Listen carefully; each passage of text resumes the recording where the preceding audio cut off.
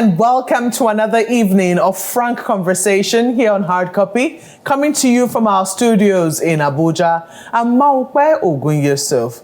President Tinubu's tax reform bills have caused quite a storm, which are yet to quiet down. Last week, the National Economic Council had advised that the president withdraw the bills from the National Assembly to allow for more consultation. The admonition came on the back of the withdrawal of support by northern governors for the bills, saying the reforms, especially around VAT, were disadvantageous to less industrialized regions. Well, the president seems adamant on a non-withdrawal of the bill from the National Assembly. His spokesperson, Mr. Bayo Onanuga, released a statement which thanked the National Economic Council for the advice, but emphasized that his preference would be to let the bill go through the legislative process, which he says has already begun. It's unclear how the bills will fare in the two chambers of the National Assembly, as responses from members have been varied. Just on Tuesday, a senator from Borno State declared that the president's tax reform bills will be dead on arrival in the Red Chamber. Now, before you take sides, either for or against the tax reform bills, let's take a look at what has been presented before the National Assembly. The bill has at least 4 parts to it. They include the Nigeria Tax Bill, the Nigeria Tax Administration Bill, the Nigeria Revenue Service Establishment Bill, which will repeal the Federal Inland Revenue Service and establish a new agency called the Nigeria Revenue Service, and the Joint Revenue Board Establishment Bill, which will replace the Joint Tax Board. On Hard Copy tonight, I speak with Mr. Taiwo Oyedele, who heads the Presidential Committee on Fiscal and Tax Reforms. The work of this committee has given birth to the bills now before the National Assembly. Mr. Oyedele, welcome to Hard Copy. Thank you, Mark. It's a pleasure to be on Hard Copy. Yes, Hard Copy. Well, we'll try and keep it hard. Yes. And tax, as you know, is a very hard matter. It's hard naturally. Yes. People do not like to pay taxes. Absolutely. Or at least when they do, they want their taxes to be working well for them. Indeed, and that's to be expected. So let me first of all ask you, because I get a bit confused. When I hear the tax reform bill, I imagine there was one bill, but upon closer inspection, it does appear that they're a body of bills. Is that correct? That's correct. So it would be wrong to say tax reform bill. It would be tax reform bills. Yes, it will be bills. Yeah. So there are 4 bills, but in fact, one of that, the Nigeria Tax Bill, is also a bill that has now harmonized about 7-8 different tax laws. 7-8 different tax laws. Yes, Companies Income Tax Act, Petroleum Profit Tax Act, Personal Income Tax Act, Capital Gains Tax Act, Stamp Duties Act, because we feel like, why should it be so complicated to find out my tax obligations? Why don't you pull all of that together in one piece of legislation and find commonality? So when should I pay the tax? Who should I pay to? In what currency should I pay? Why do you repeat it in 7 places when you can write it once, use simple language that people can understand? It's already hard to pay tax. It shouldn't be harder trying to find out how much you pay. So while there are 4 bills, you could actually say, in principle, maybe there are about 12, 15 bills that would compress into 4. Okay, so 4 bills. Yes. The first one, which I read, the Nigeria Tax Bill, has to do with personal income tax and companies tax. Yes, and VAT, and stamp duties, and capital gains tax. Oh, there's VAT in the first one as well. VAT I thought VAT was in the Joint Tax Board one. No. Okay. So we have the VAT in the Nigeria. So the Nigerian Tax Bill is actually the bill that has Nigerian taxes. That's why we call it the Nigerian Tax Bill. So it's the one that has the value-added tax, companies income tax, personal income tax, capital gains tax, excise duty tax, and a few other taxes here and there. But what we did was to focus on the major taxes, because our plan is that all the other nuisance taxes should be repealed, and there are over 50 of them. As a country, why don't we just focus on a few taxes that are broad-based, high revenue yielding, easy to collect, hard to evade? Get rid of taxes that are low revenue yielding, place significant amount of burden on small businesses and vulnerable people. Like you're collecting bicycle tax, wheelbarrow tax, haulage taxes, Those taxes don't yield a lot to the government, but people actually pay a lot, which means there's significant leakages in the process. And because you have leakages and corruption, your chances of getting services, fiscal exchange from the taxes you pay is near zero.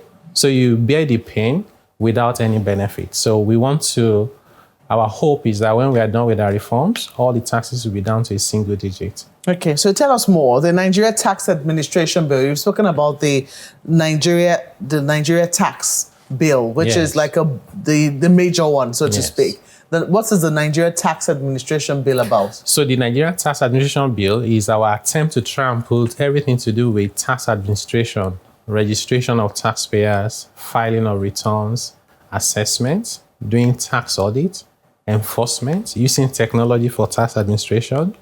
And we also we thought, why don't you expand that scope to cover revenue administration across Nigeria?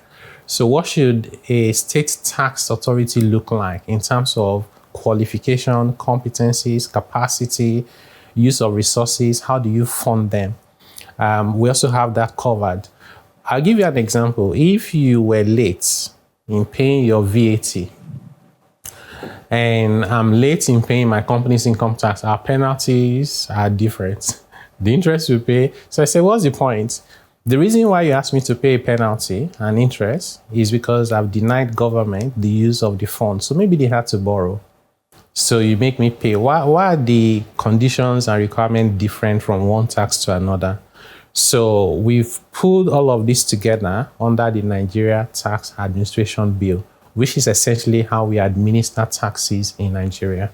Okay, and then you have you're repealing the FIRS. Why is that?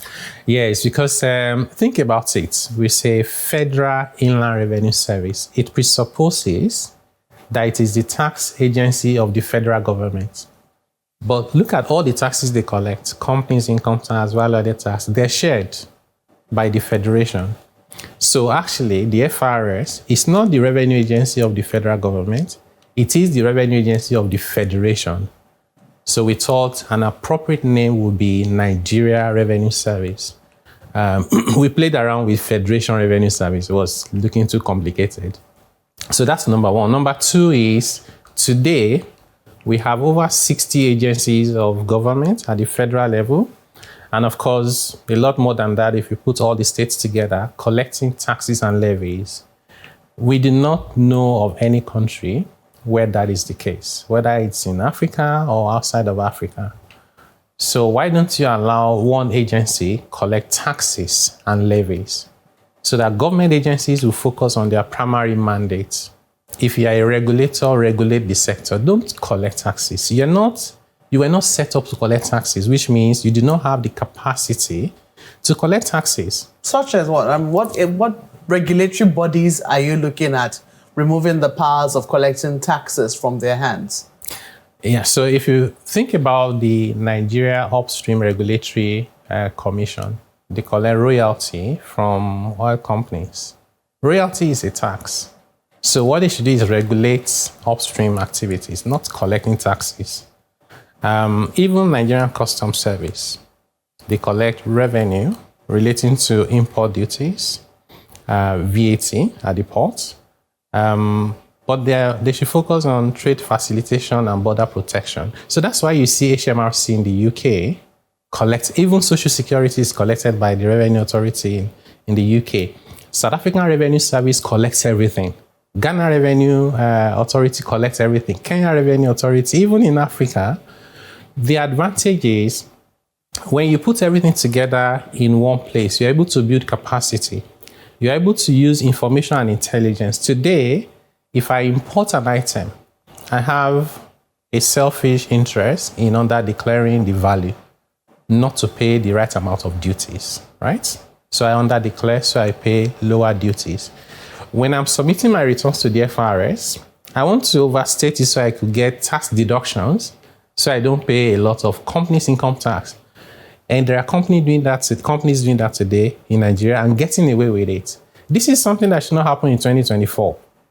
So we want to be able to connect the intelligence together, let the authorities that have been trained on tax matters collect taxes, Let the rest of us focus on getting our jobs done in terms of our primary mandate and watch the economy grow in a way that benefits everyone.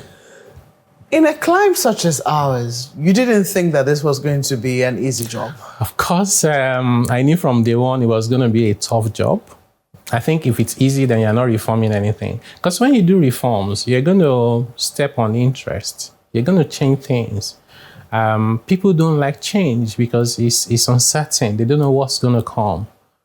But we can also pretend like everything is fine and continue with the status quo. And we know it's not going to lead us to, I don't want to say where it's going to lead us to, but we can give examples of countries in the world where the outcome is not what we want. So we don't pray for those things for our country. If you had 1,000 naira about 2 years ago, and you have 1,000 naira today, your 1,000 naira today is barely up to half of what it was 2 years ago. When we printed about 40 trillion naira, what we did without increasing the output in the economy, we reduced the value of the naira you had in your bank account and in your wallet proportionately by the amount of money we had printed. It's a way of collecting taxes without legislation. Unfortunately, that method of collecting taxes impacts on the most vulnerable more than people who have assets that can protect the value of inflation. That's not the society we want. So we're saying, why don't we have an orderly restructuring of the system so you can protect the poorest people, small businesses, and those of us who are not so poor can then pay a little bit more. And then we follow the money to ensure that the money is used for the purpose of the people. That's really what these reforms are all about. Let me bring you to what has now happened as a result of the reforms. I'm sure you expected some pushback, but perhaps not from the quarters that you have now heard it from. Absolutely. Last week, the governors were up in arms, especially northern governors, and it eventually escalated to the larger body of the House when it went to the National Economic Council meeting, asking the president to withdraw the bill from the bills from the National Assembly. And will I say the biggest bone of contention for them have been the VAT. Tell us, does VAT put less industrialized regions at a disadvantage? The answer is no, and you're spot on, Mark. While we're working on this, we thought that we'll be celebrated by like northern states, even though for us it wasn't a regional conversation. We thought that all the states will celebrate us and say, thank you for doing this for us. And we thought we were going to have a very difficult time explaining to Lagos State. You were actually expecting a celebration. We were expecting that we'll be celebrated. So we went to the governor of Lagos State because we thought that was going to be the difficult conversation. Went to the governor of Lagos State and he was very supportive and said, you know, why don't we set up a committee of my cabinet and some of your members to walk through these details. We're having our engagement for more than 6 months. Okay, let me explain what the issue is. I'll do a bit of, backtracking to history. In 1986, the military introduced a decree on sales tax, and it was to be collected by states. 5 years, they were not making progress. In 1991, the military set up a committee to say, why is this sales tax not working? Maybe we should consider VAT. Value-added tax. So the committee did their work, and by 1993, the conclusion was VAT will be a better tax to collect because, one, it does not create inflation, because sales tax creates inflation because anytime you pay it, you can't recover it. Whereas VAT, you can recover it as you add value. Number two, it allows commerce between states and also with international. And then they said, if we must collect this VAT, we should collect it centrally because that's the most efficient way of collecting it. So it's a state tax, collect it centrally and give it back to the state. Take your money for administering it, investing in capacity. That's how we ended up with the federal government sharing 15%, states 50%, local government 35%. This happened in 1993 was when the decree was promulgated. The law implementation started in 1994. Now, by 1999, we were writing the Constitution because we now have the Fourth Republic. But what we did was just replicate the 1979 Constitution. Why is this story important? In 1979, there was no VAT. So there was no VAT in the 1979 Constitution. By 1999, we had implemented VAT for about 5 years, and it was becoming a top revenue earning tax. How on earth did we forget to put it in the 1999 Constitution? Because it wasn't stated in the 1999 Constitution, lawyers will say to you that it's a residual matter. Because it's a residual matter means it's a matter for subnational. That is why Rivers State, Lagos State have been to court and they have won. If we get a judgment from the Supreme Court today, it will tell you that VAT should be collected and administered by state. That will be chaotic. That will be taking us back to 1986. State will collect less, business will suffer, the economy would retrogress. We don't want that. The idea behind the solution that had come was because they were trying to resolve a problem, and that's why companies just resorted to filing the... So what was the innovation which you had introduced in this new tax reform bill, which governors or, quite a number of people do not seem to understand yet? Yeah, great question. All the banks, almost all of them are headquartered in Lagos. They pay the VAT in Lagos. Beverage companies, Nigeria Breweries, Coca-Cola, they sell beverages across Nigeria, but they file in Lagos. You know what we do currently? That's VAT that is remitted in Lagos is attributed to Lagos as being derived from Lagos. But it's not derived from Lagos. When you make calls, it's derived from across Nigeria, which was why we thought that the hard conversation we're going to have was convincing Lagos State that this is our new method that says move away from where VAT is remitted to where the consumption takes place. Every state in Nigeria would use mobile phone. They will use airtime. They will buy soft drinks. They will use cement. They're building houses everywhere. Dangote will remit the VAT in Lagos. So we said, let's correct these distorted derivations so it reflects economic activities everywhere those activities take place for the purpose of sharing. Sorry to interrupt you, but how are you hoping to correct that without going back to the old complicated system? So in 1990-something, companies were filing returns everywhere, right? Then in 2024, we say file it in one place, right? That's what we've done for some years. Those companies within their system can tell you where the transactions are taking place. MTN will tell you where the subscribers are based, right? If you are Coca-Cola, and it can be any company, I don't want to call any particular company's name, you have distributors and they have addresses. In 5 minutes, you can tell you where their distributors are based and how much goods they've sent to them. So rather than saying because the company producing the beverages is headquartered in Lagos, that's where we derive all the stuff from in Nigeria, we'll say, where did you send them to? The one you sent to Ekiti, to Zamfara, to Kebbi, to Abia. Let them take credit for their economic activities, right? And I think everybody should be excited about that. Apart from Lagos State, honestly, we think it's only Lagos State that should not like what we're proposing. Not even Rivers? Rivers has mostly the oil companies headquartered there. The story about Rivers is that what the oil companies sell is VAT exempt. So they don't have a lot of VAT in that sense that will be attributed to them. Apart from the fact that when the oil companies receive invoices by law, they are meant to retain the VAT. That's what they are remitting that is giving Rivers State the attribution that they have today, right? So on balance, this was meant to treat everybody equitably, trying to get us out of the impression that when you start doing VAT at state level, you make so much money, which is not the case. In fact, today, the VAT on imports and international services is actually more than the VAT we collect in Nigeria within our jurisdiction. So, and that amount that is collected from international services and import VAT is not attributed to any state. It goes into the pool and is shared. So we share today VAT between and among states based on derivation, 20%, based on equality, 50%, and based on population, 30%. We are proposing that correct the derivation and share 60% based on derivation, 20% based on population, and 20% based on equality. Let me tell you the even more attractive proposition that we have. We thought was going to be very difficult was, their federal government, can you please cede 5% of your share to the state? Instead of taking 15%, why don't you take 10%? Now we have 5% that can give us a buffer that we can use to do fiscal equalization and actually write in the law to guarantee every state that as a result of our reform, you will not collect less than you would have collected under the old formula.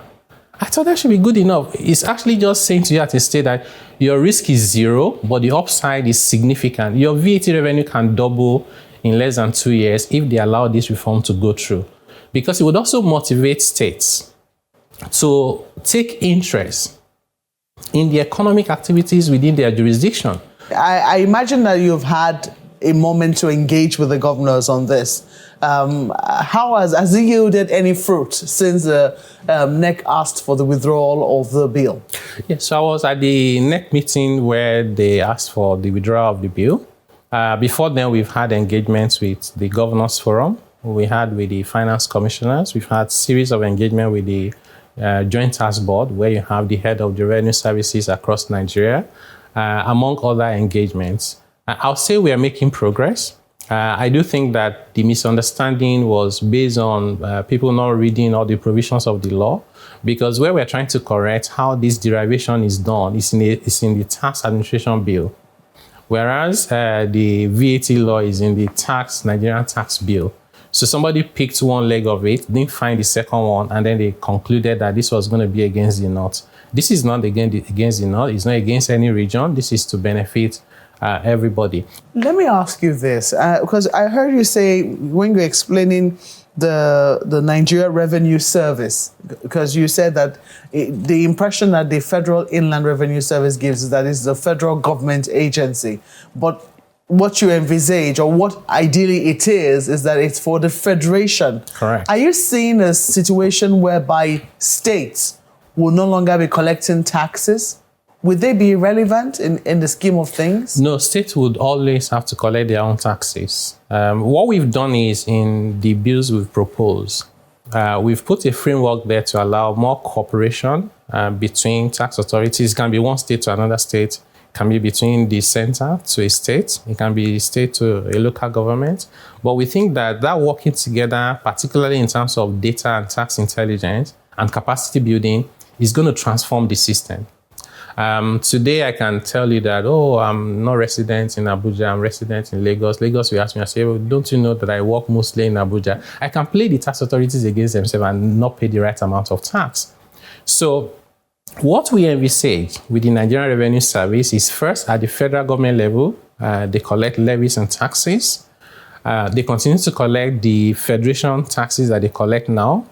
And then even at some point, they're able to connect with the customs service, so that even though customs will physically be administering the taxes, but it flows into a unified system. And then the NRS links up with all the internal revenue services across Nigeria. Whatever you do in Abia, whatever you do in Kogi reflects on the system.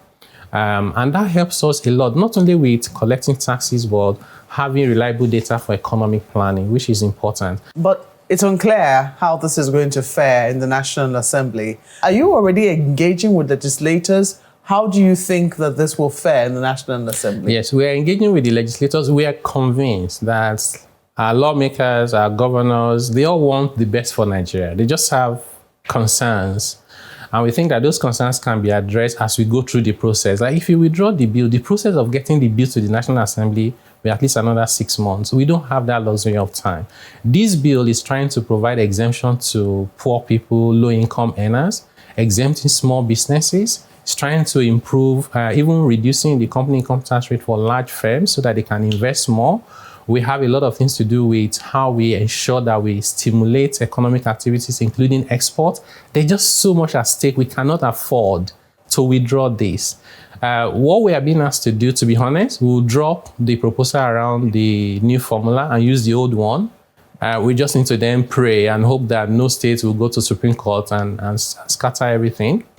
But in the engagement we are having so far with the lawmakers, once we're able to explain, everybody says, why is anybody trying to scuttle this? Interestingly, The senator that spoke on your sister program, Wishin Okinbaloye, admitted that he has not read the bill.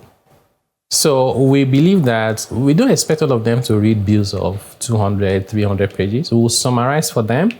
We're also trying to explain to their people ahead of the Internal Revenue Service, so those people can explain to them. Maybe they will trust them more than they trust us. Mr. President, think trust is also a problem? I think trust is indeed a problem there. It's a big problem there. Mr. President never asked us for not even one request to say, when you're done with your reform, ensure there's this there. I have to give that credit to him. Unfortunately, as a leader, he has to bear the brunt of the blaming it on him to say, wow, you want to make us weak, northern governors. That is far from the intention. And we think that the solution to the concerns that they have is simple, and we can get it done together. But if it doesn't work? I do not want to envisage an option of it doesn't work. If it doesn't work, that would be a big shame for our country. I don't know whether it will happen again in my lifetime, where you have this level of commitment from the highest level for a holistic reform. I've done all my career in Nigeria. Nigeria's tax system is one of the most backward in the world. It's embarrassing. We had laws we inherited from our colonial masters. The stamp duty law is a law of 1939. We're in 2024. Anything that stops the process of trying to reform that will be really, really sad. So I don't want to envisage that option. I think we can work out the differences for the process to continue and for the bills to be enacted. Well, Mr. Oyedele, we certainly will be catching up with you, because we know that this conversation is far from over. We can only wish you the best as we wish our country well. I know that you're, I don't know what I should be wishing you well, because it looks like I'm going to be paying more tax. But hey, no, you're going to pay less tax. Only the richest people will pay more tax. If you say so. Yes. They're also watching you. Don't forget that they also have stakes. But we have to thank you for coming on Hard Copy. Thank you for having me. And all the best. Thank you. Well, that's the program tonight, but we'd like to hear from you and your thoughts on the tax reform bill, or perhaps the controversy surrounding it.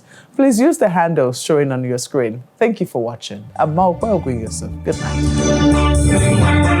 night.